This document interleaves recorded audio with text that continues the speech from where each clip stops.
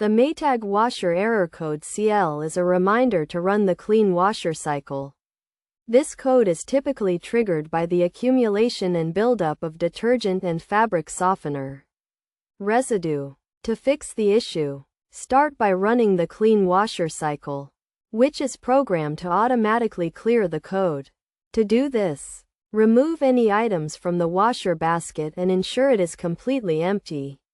Next, add an air freshener tablet or a cup of liquid chlorine to the bleach compartment. Close the lid and allow the cycle to run to completion without interruption.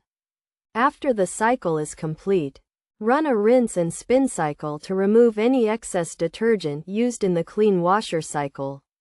Finally, leave the lid fully open to allow for maximum air circulation and drying of the appliance's interior. By following these steps, you should be able to resolve the CL error code and get your washer running smoothly again.